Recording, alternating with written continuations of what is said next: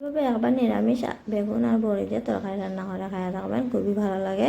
তো তখন প্রথমে আমি বেগুন ধুয়ে গোল গোল করে কাটে নিয়েছি। এখানে কড়াইয়ের মধ্যে দিয়ে দিয়েছি সরষের তেল। সরষের তেলের মধ্যে বেগুনগুলো সামান্য একটু হলুদ আর লবণ দিয়ে ভালো করে ভেজে নেব। তো আমার রান্নাগুলো যদি ভালো লাগে তো প্লিজ আমার চ্যানেলটা সাবস্ক্রাইব করবা আর কমেন্ট করে করবা।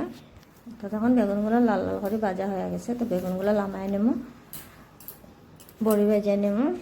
আজকে বড়ি ঘরে বেশি ছিল না, যতটুকুই ছিল দিয়ে দিছি। তো তখন বড়িগুলো লাল লাল করে ভেজে নিয়েছি, তো নামাই নেব। বড়িগুলো হয়ে গেছে। তো এখানে তখন আমি নিয়ে নিয়েছি মশলা আর একটা বয়েল করা আলু। তো মশলার মধ্যে নিয়ে নিয়েছি আদা, কাঁচা লঙ্কা বাটা, জিরা গুঁড়া, ধনিয়া গুঁড়া, লঙ্কা গুঁড়া, হলুদ গুঁড়া, আর নিয়ে নিয়েছি লবণ। আর এখানে পুরনে দিয়ে দিচ্ছি পাঁচফোড়ন, তেজপাতা, দিয়ে দিচ্ছি বয়েল করা আলুটা। আলুগুলো প্রথমে ভালো করে ভেজে নেব। তখন আলুগুলো ভাজা হয়ে গেছে, সামান্য একটু জল দিয়ে মশলাগুলো গুলিয়ে দিয়ে দিচ্ছি, ভালো করে ভেজে নেব যাতে কাঁচা গন্ধটা থাকে না।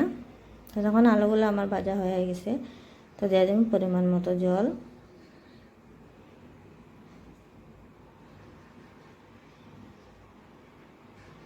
তো তরকারিটা ফুটে গেছে, আমি দিয়ে দিচ্ছি বেগুন আর বড়িগুলা।